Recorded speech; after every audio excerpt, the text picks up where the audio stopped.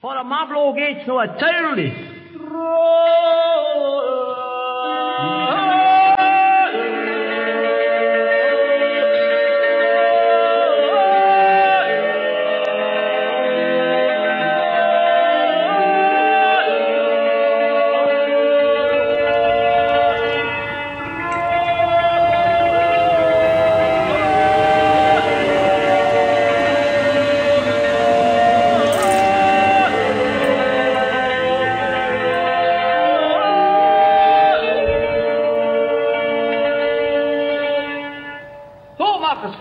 Mit deinen Schöllerkühen.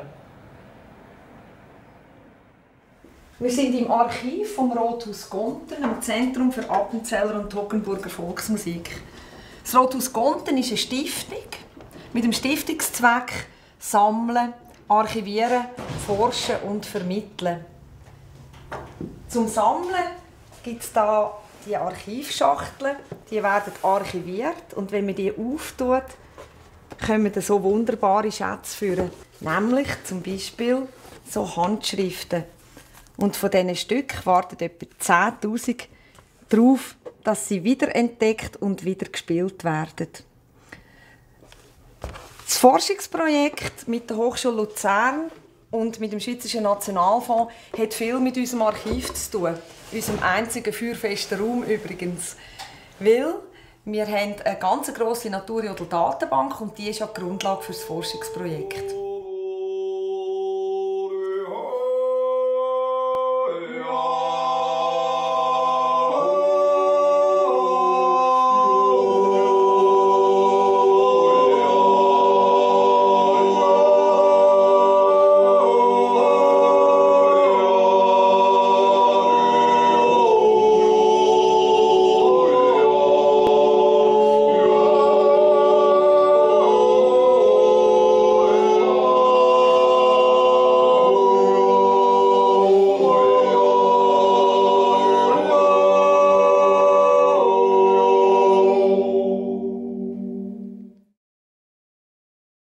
Appenzeller und Toggenburger Naturjodel eignen sich aus mehreren Gründen für eine musikkognitive Forschung, zur Wahrnehmung, Speicherung und zum Abrufen von Melodien.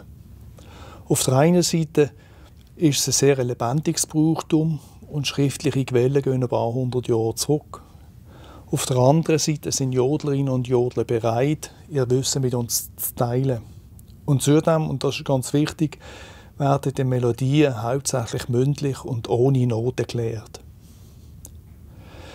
Menschen, die mit Ruguseli, Zäuerli oder Toggenburger Naturjodel nicht vertraut sind, haben ziemlich Schwierigkeiten mit dem Erkennen der typischen Jodelstrukturen. Das langsame Tempo, die besondere Art der Mehrstimmigkeit und die wenigen sich wiederholenden Jodelsilben erschweren das.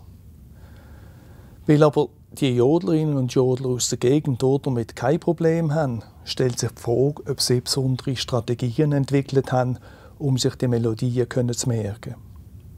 Das wollen wir herausfinden und dazu hilft uns eine Datenbank von Naturjodel, die über Jahre angelegt worden ist.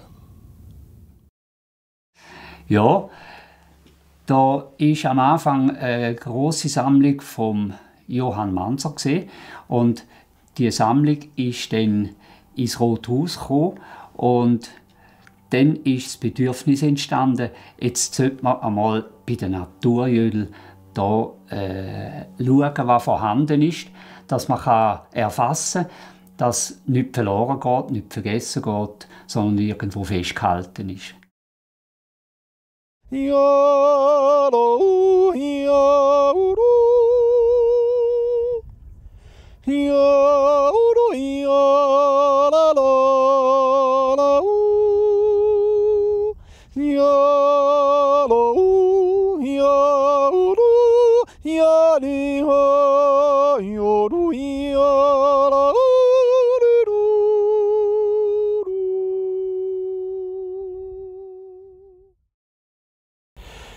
Ein typischer Naturjodel, mindestens hier rund um den Senti-Sammel, funktioniert so, dass eine Sängerin oder ein Sänger eine Melodie singt, und zwar allein.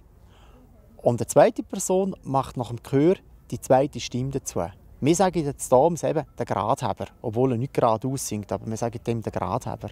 Und nachher kommt der ganze Chor, der einfach einen Akkord dazu singt, und zwar in der Regel einen Dur-Akkord oder einen Dominant-Septim-Akkord, auch nach dem Chör. Und die gehen dann wie so das musikalische Fundament, wo es dann aber ausmacht, dass das Ruckuseli oder das Zäuerli richtig schön klingt. Wenn man den musikalischen Aufbau von Jodelmelodien kennt, kann man sich darin besser orientieren. Ein Naturjodel besteht aus mehreren Teilen und jeder von diesen Teilen fängt mit dem Solo von der Vorjodlerin oder dem Vorjodler an.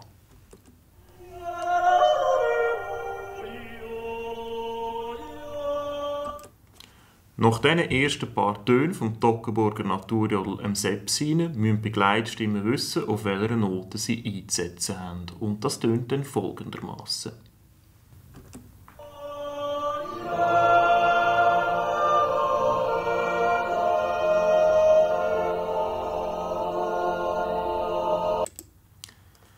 Nach dieser ersten Phrase werden Motive, also musikalische Bausteine, repetiert oder sie werden variiert, etwa höher oder tiefer gesungen. Das tönt im Zusammenhang von Anfang weg dann so.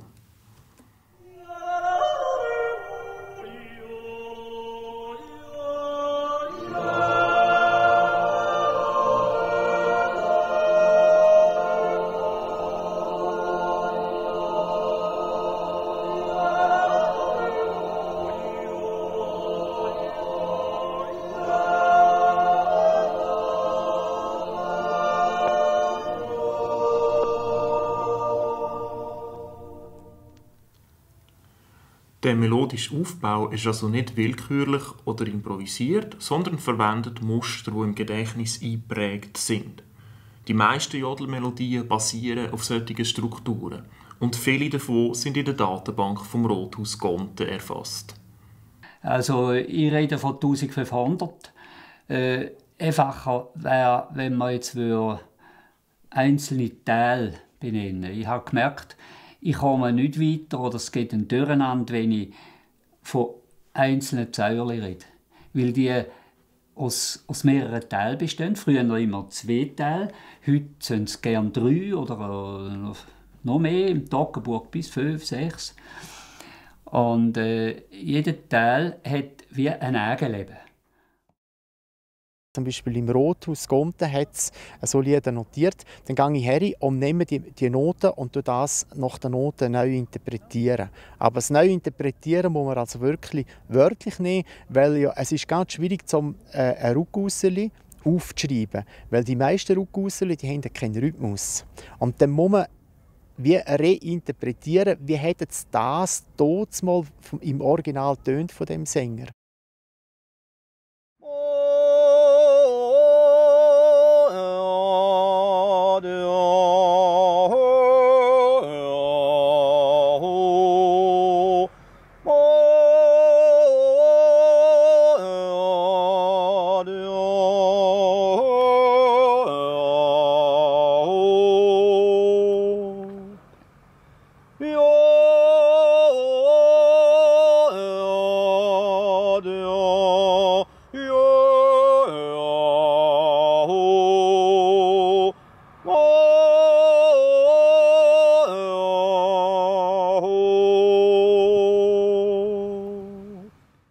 Das Stück, das du gesungen hast, wie hat das geheißen?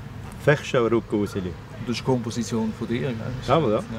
Ja. Und weißt du noch, wenn du das komponiert hast? Ja, ist ein paar Jahre her, aber nein, ich kann das jetzt nicht sagen, in welchem Jahr. Und weißt du, was dich veranlasst hat? Das ist noch speziell, während der Abend im Stall, beim Melk oder beim Futter, kommt immer zwei Melodien sein und dann muss man schauen, ob man sie nicht vergisst. Ob man sie dann kann aufnehmen und dann ist da entstanden.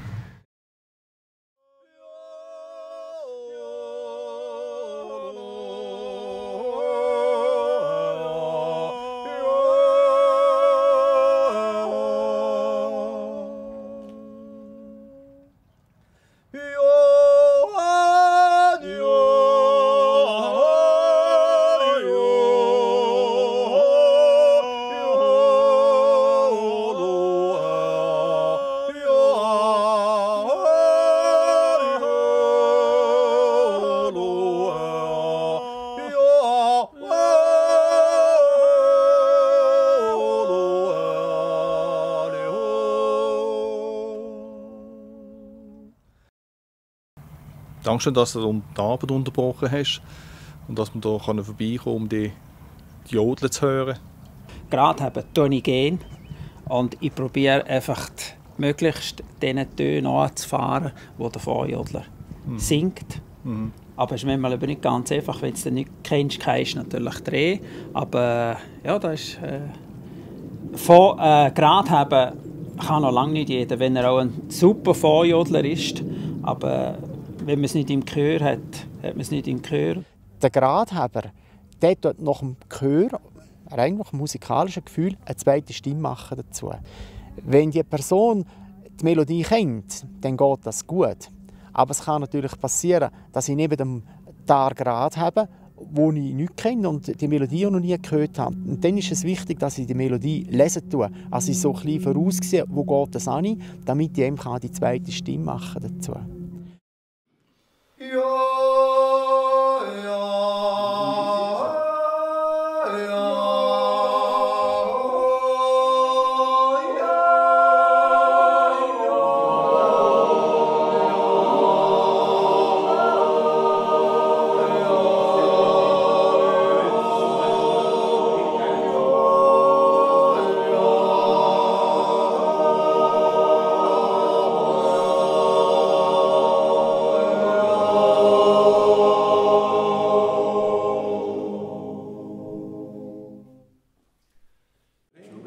Die erste ist eine fixe Melodie. Einfach, ja.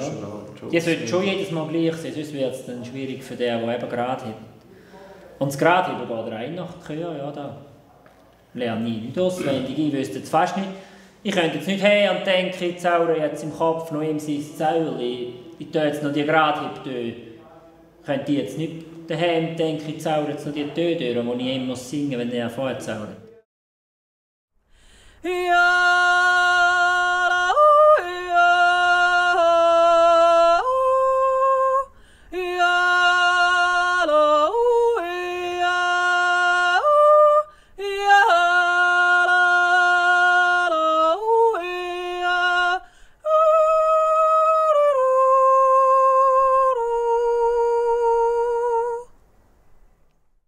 Also im Moment könnte ich ungefähr etwa 30 Jodel abrufen.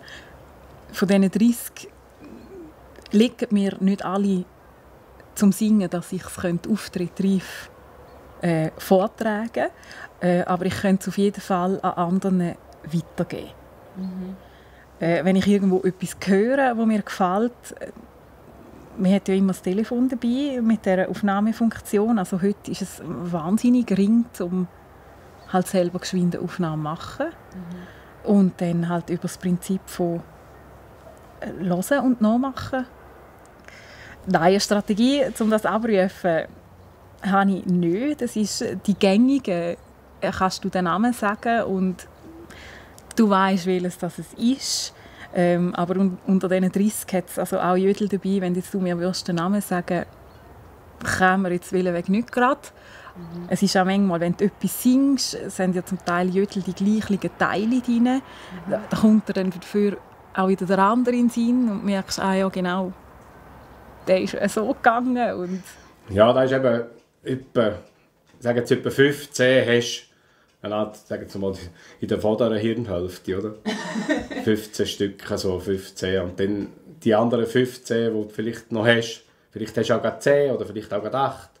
Aber die hast du nie an den Händen, das sind die Händenschublade, die kommt dann meistens erst so morgen 4 Uhr bis 5 Uhr, so morgen um 7 Uhr. Dann denkst du, jetzt, da könnte ich auch wieder mal singen.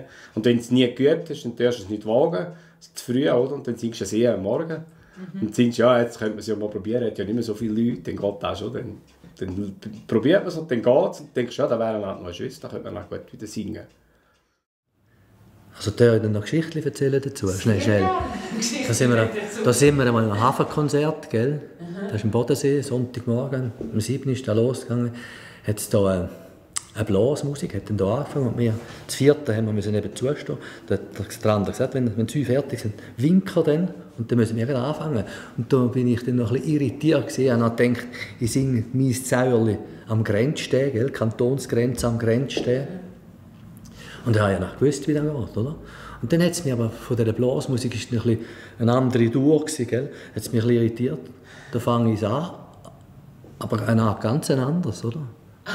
Und dann denke ich auch, wenn ich da jetzt den zweiten und den dritten Teil singe, komme ich da viel zu hoch raus.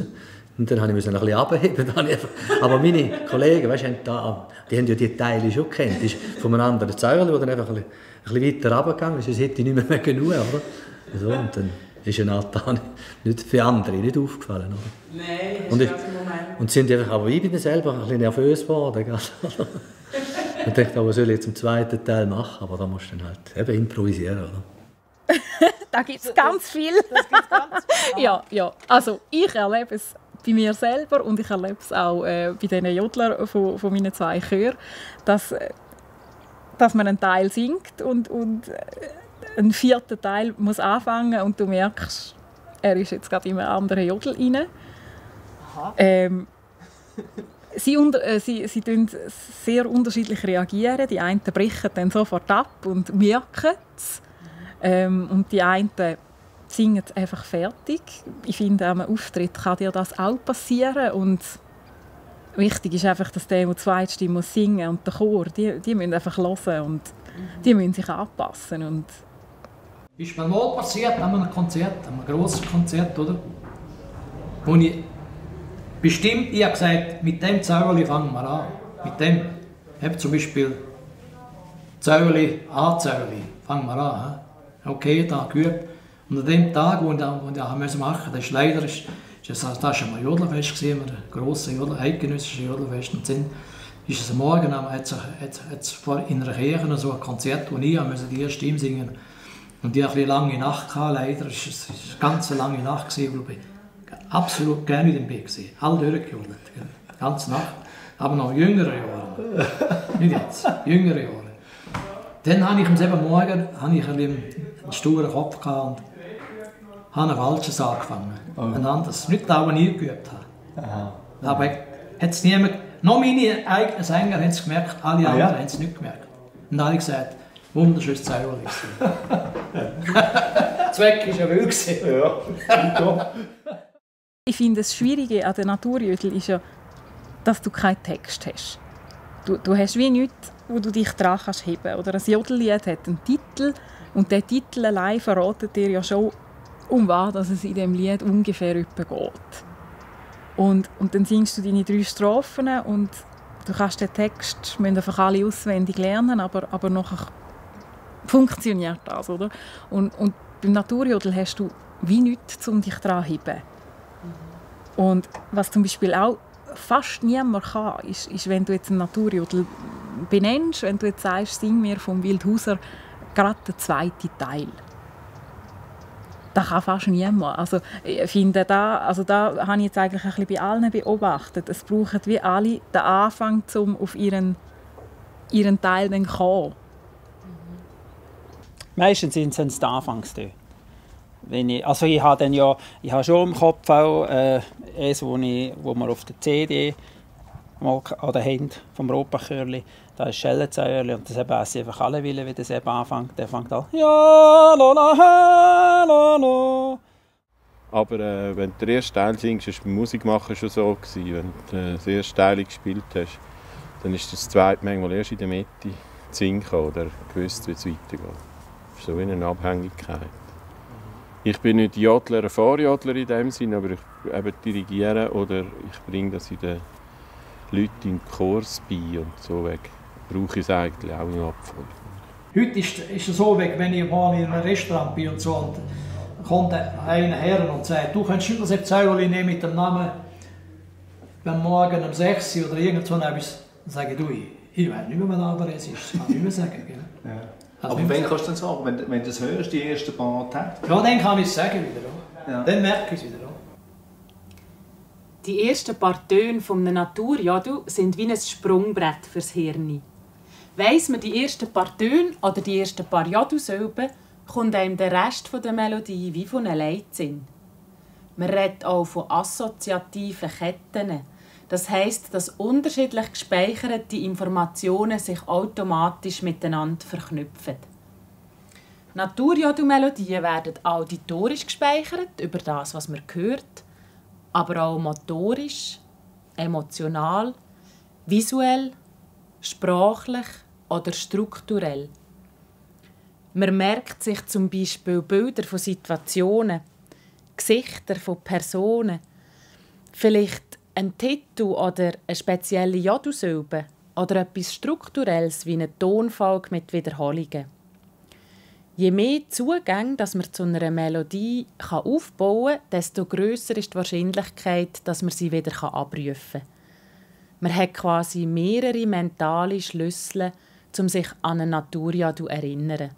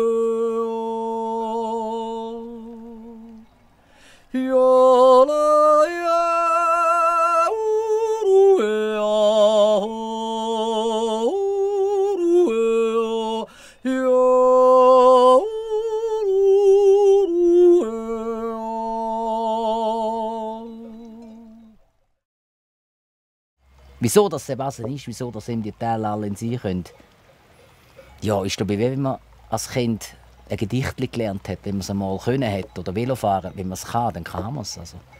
Ich kann es natürlich ein bisschen gruppieren auch, die Zäuerli.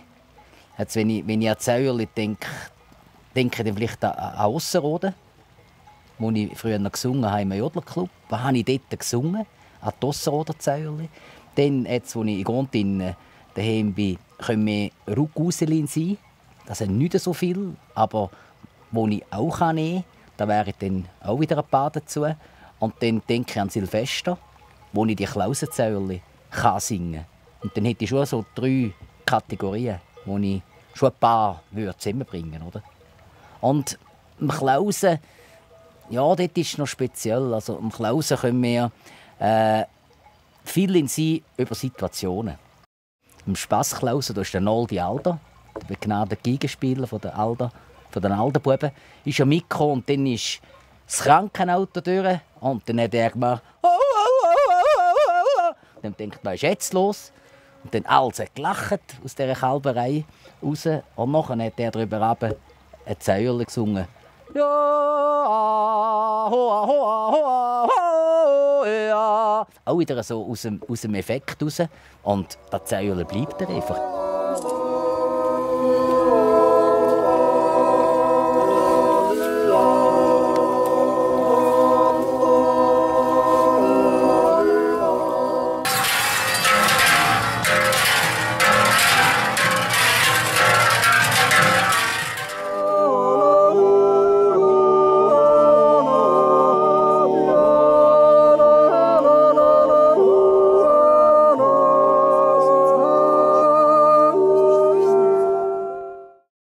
Bei uns kommt ja viel vom Klausen aus, als man da den Ang kennt, oder?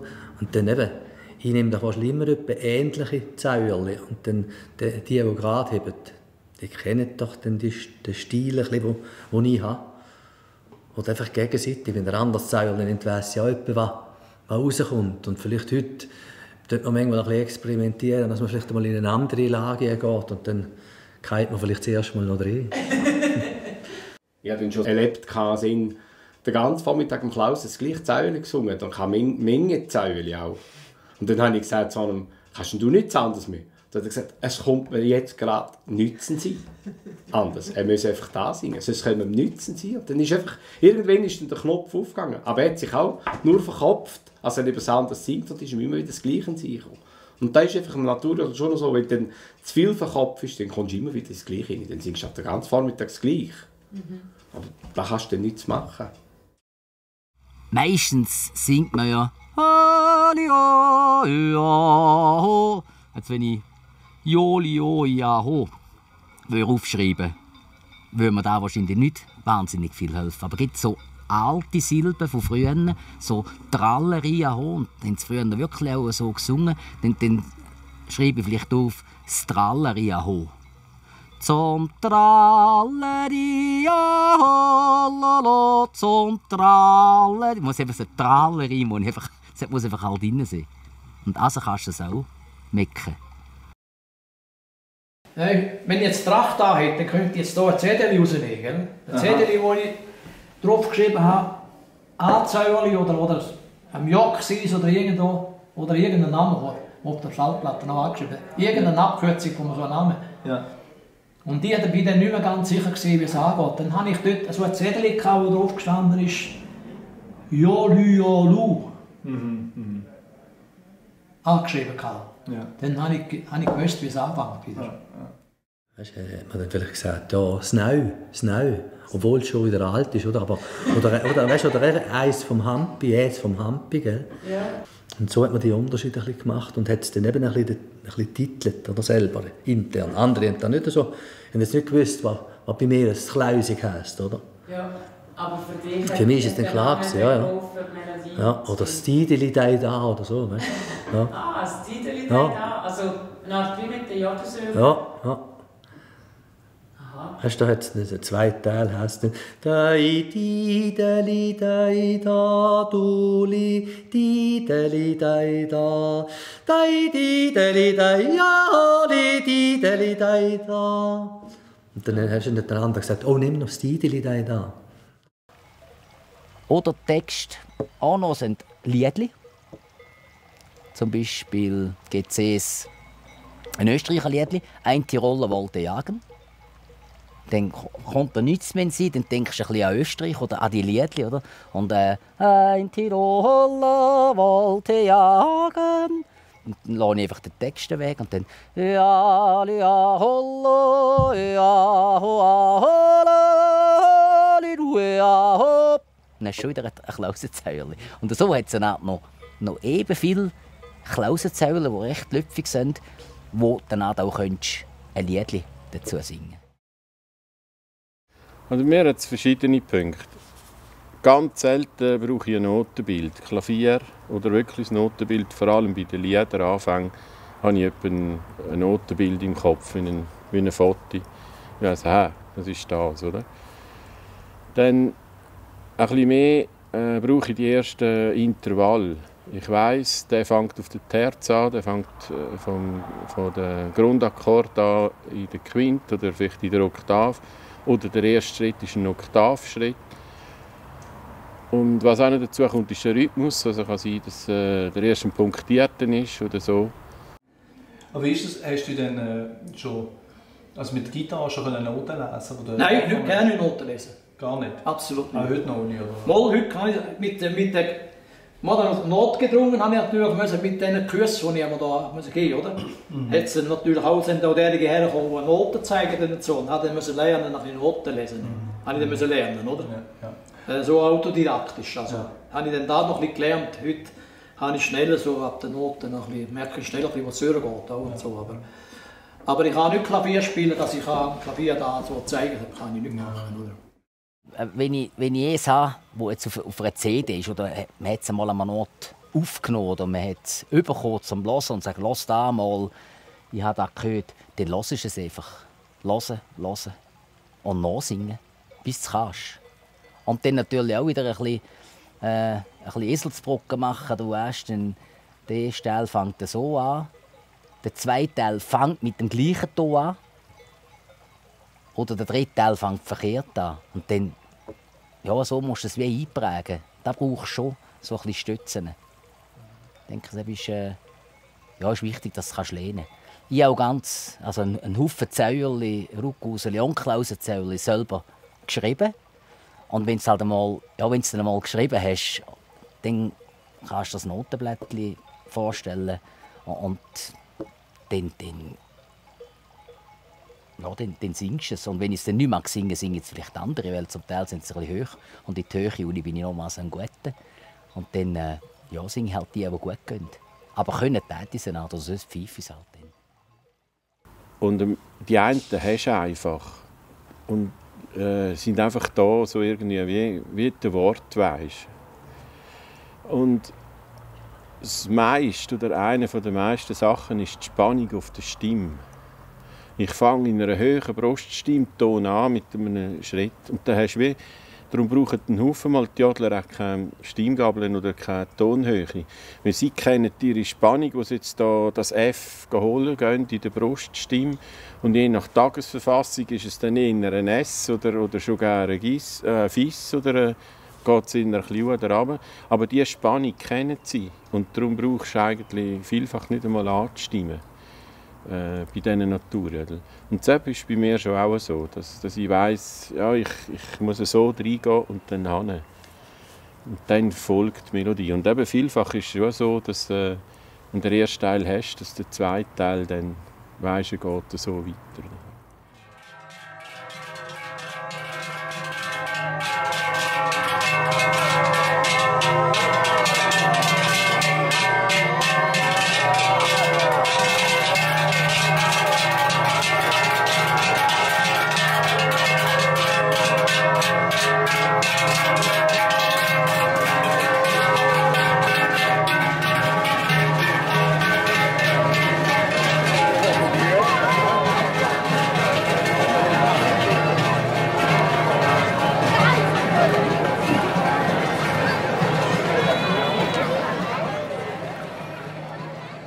Also die Cello hilft natürlich sehr fest zum Zeilen singen. Ja, da kommt dann meistens sein. Hast du vorhin gefragt danach? Ja. Da kommt schon viel sein, wenn du jetzt, eben, wenn du zum Überfahren bist und du laufst etwa 20 Kilometer mit dieser Schelle. Dann kommt dann meistens sein. Dann probierst du wieder Sepp. Und dann gibt es wieder einen Ton. Und dann denkst du, das könnte ich eigentlich auch noch singen. Sepp wäre jetzt auch noch wieder einmal eins, wo ich singen könnte. Und dann kommt dann automatisch eben das Repertoire, das ich am Anfang gesagt habe, die höllische Schublade kommt dann mal auch wieder führen. Weil zweimal das Gleiche singst du nicht gern.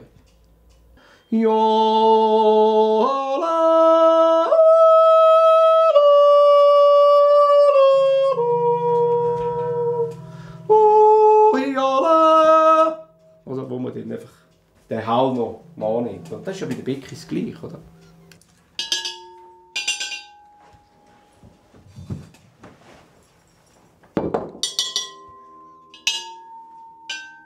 Oder wenn jetzt da.